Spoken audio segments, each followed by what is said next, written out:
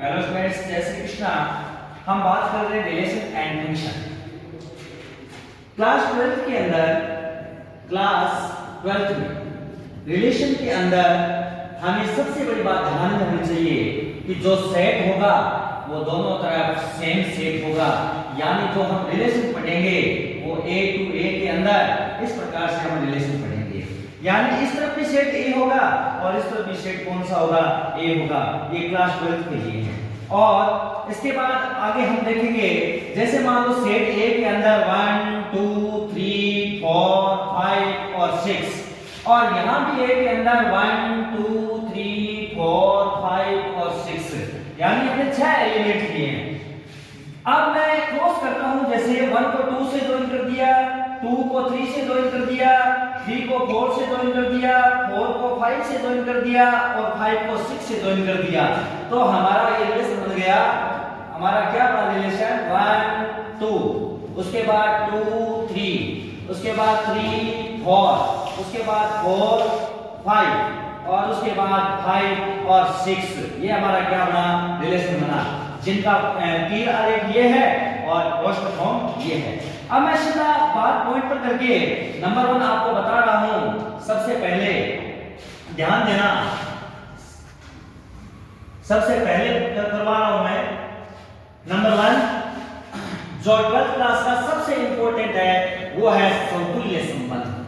समतुल्य संबंध, ध्यान देना स्टूडेंट्स।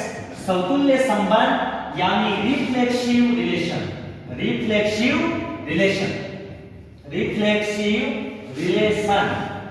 समतुल्य संबंध में क्या होता है? एक समुच्चय दिया होता है, एक जैसे मान लो एक समुच्चय A, उसके अंदर एक संबंध परिभाषित होगा R।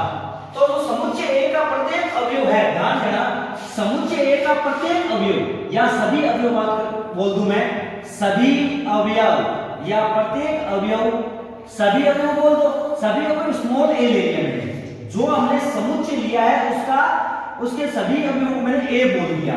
अगर a बिलोंग टू a है हमारे पास, ध्यान देना, ये जो स्मॉल a है वो a से बिलोंग कर रहा है, तो हमेशा याद रखना कि जो a होगा वो बिलोंग करना चाहिए r से। अगर a बिलोंग r से कर रहा है तो वह हमेशा समतुल्य संबंध होगा।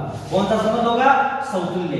समतुल्य के लिए हमेशा ध्यान रखें, अगर आपके पास एक सेट है A और उसका सभी अवयव मैंने A मान लिया, अगर हमें A बिलोंग टू R मिल रहा है तो समतुल्य संबंध होगा।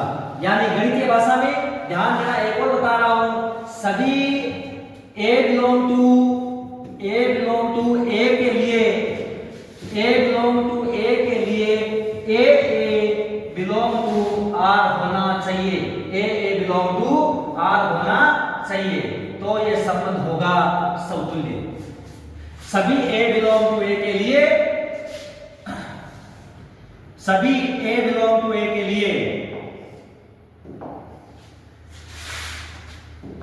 सभी A बिलोंग टू A के लिए A बिलोंग टू R होना चाहिए। यह है समतुल्य संबंध। जिस प्रकार से हमारे पास एक सेट है 1 2 3 और दूसरा सेट भी हमारे पास है 1 2 और 3।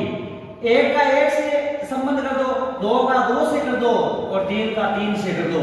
इस प्रकार से संबंध है परिभाषित। तो R के अंदर कौन कौन से अवयव हुए? 1 1 2 2 और 3 और 3। तो देखो ध्यान से, A यानी 1 1, इसको मैंने क्या मान लिया? सबको A मान लिया। 1 1 2 2 और 3 3। अगर ऐसा कहीं मिल रहा है तो वो संबंध हमेशा क्या होगा? 1 1 1 3, इसके बाद 2 2 और 3 3। तो अभी ये कौन सा संबंध है? समतुल्य है, रिफ्लेक्सिव रिलेशन है। तो स्टूडेंट्स, आज हमने कौन सा संबंध पढ़ा? रिफ्लेक्सिव रिलेशन पढ़ा। रिफ्लेक्सिव के आगे दो और होता है, सिमेट्रिक एंड ट्रांजेक्टिव। सिमेट्रिक रिलेशन और ट्रांजेक्टिव रिलेशन।